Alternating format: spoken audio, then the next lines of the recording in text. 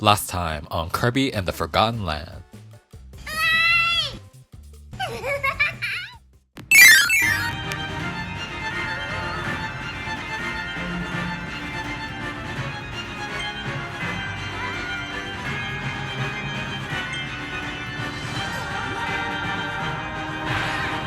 That's right, I am attempting to make a real and working Big Rig Kirby, his biggest and most powerful mouthful mode ability.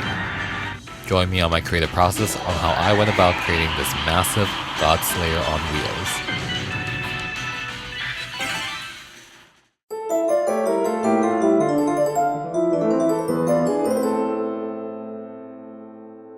So I did a thing, or should I say got a thing. Let's unbox this to see what we're dealing with here.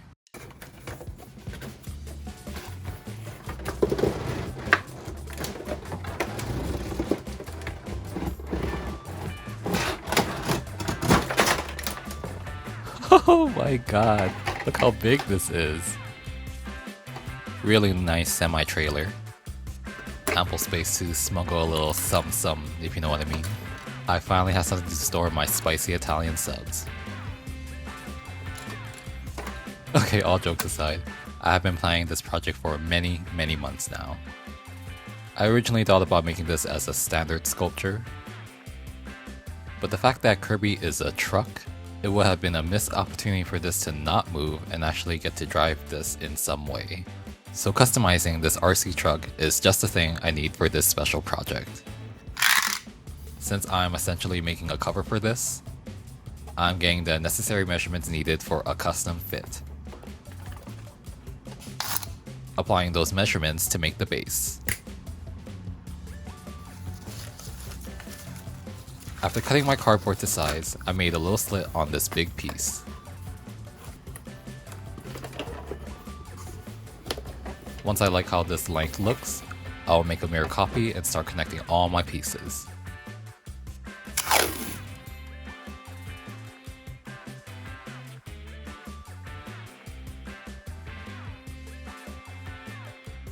The side mirrors and exhaust will be tricky to work around, so I created some openings for them to slide through, cutting an extra opening on the sides to accommodate the gap between the truck and semi-trailer. This part was definitely the most tricky, but a fun challenge to figure out. Then I trace and cut out the shape to the top of my piece of my cardboard.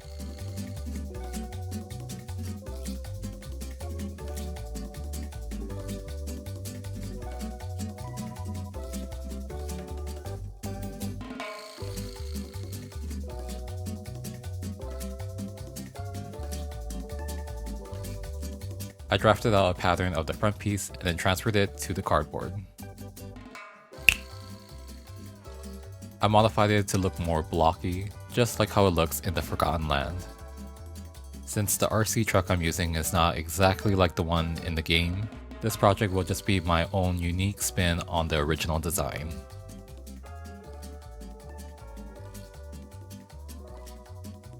Now to seal up the rest of these edges and cover up the side mirrors. Thankfully, the mirrors are made of rubber, making this cover that I'm creating very easy to slide on and off.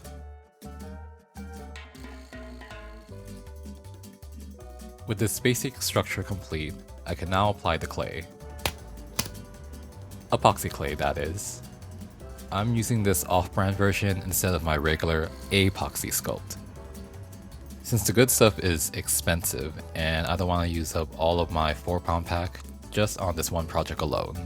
This knockoff version is a little harder to work with, which is fine for this project, since I'm not sculpting anything intricate. I'll still get the same finished result, plus it was a lot cheaper for the same amount. Piecing all these parts together took a very long time to get a full coverage.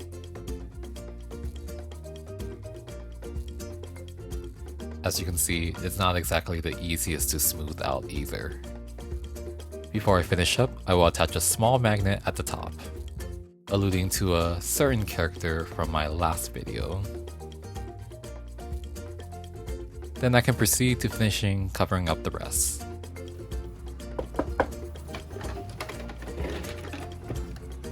Everything is all dry, now I'm going to detach it from the truck.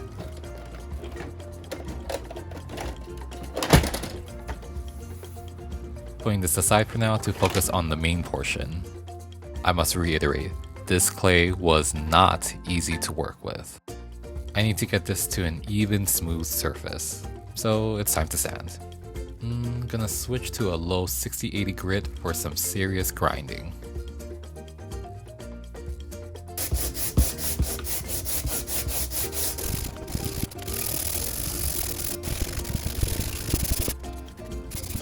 I repeat the process of patching certain areas with more clay, and sanding it down yet again.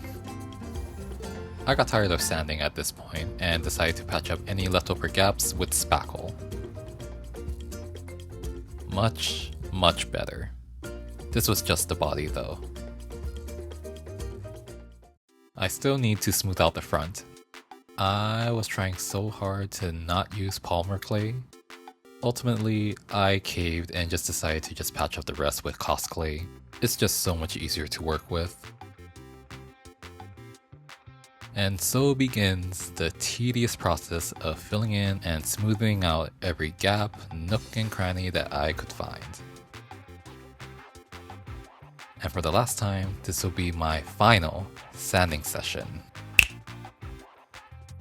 As you can see, this still looks like crap, thanks to all the ugly but necessary patchwork I had to do.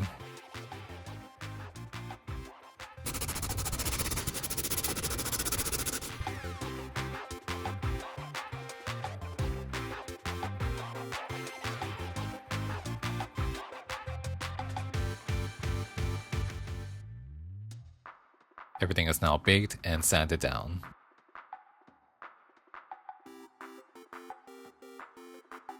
Just one last thing. Mixing a little batch of clay to finish up Kirby's arms.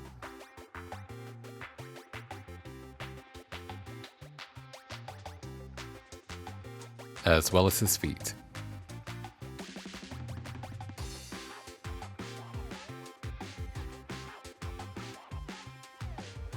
I added some wires for extra support. Once it's secured to the base, I will bend the wires inward so that it's not in the way. With the sculpting now done, I will even everything out with a flat gray primer.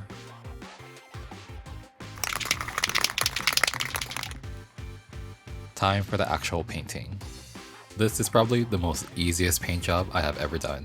Aside from black and white, this is one of those special occasions where I'll buy a certain color in a larger amount.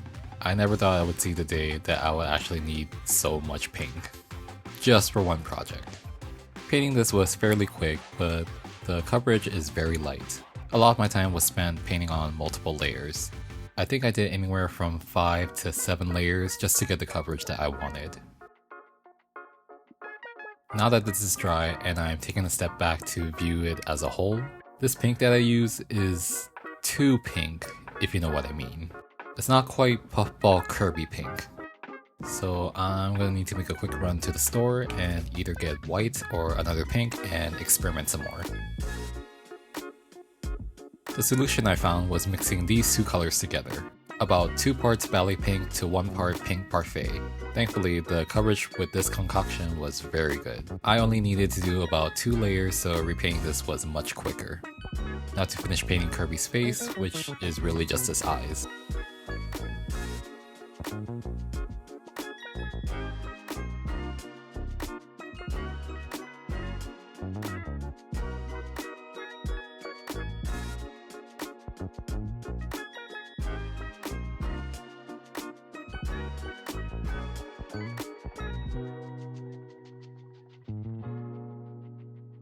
And a little blush with some better lighting.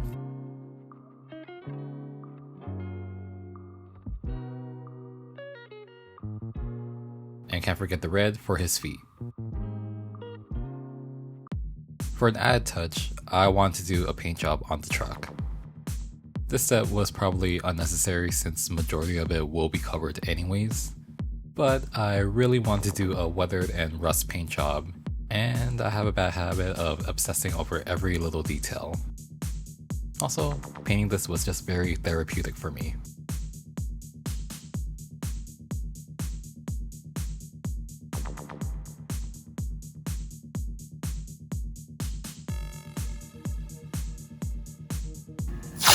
blocking out a diamond shape in an attempt to paint whatever this logo is. The nice thing is that it doesn't need to be perfect, since I plan on doing a distress and age paint job over it anyways.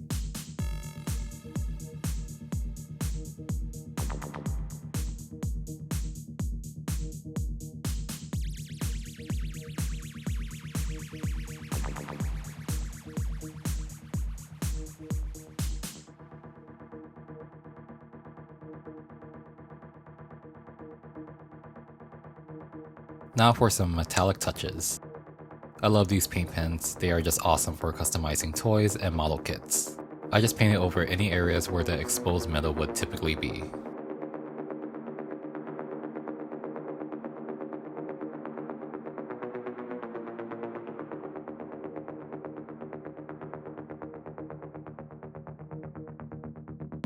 Now to dirty the hell out of this thing.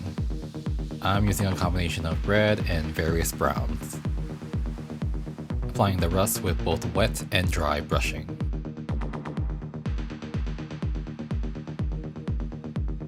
I'm just strategically applying it at random, but making it look as natural as possible.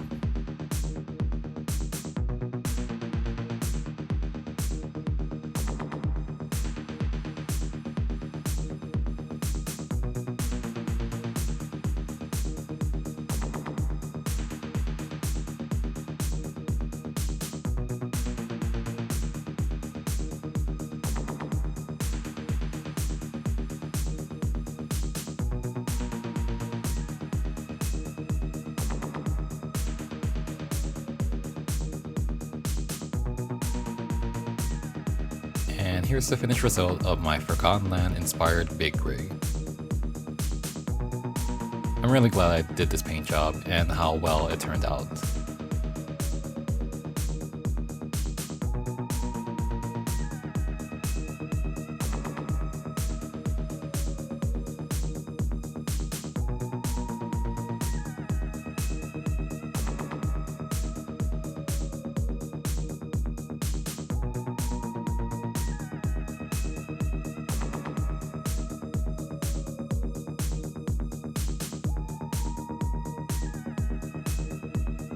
So without further ado, let's see it all together in action.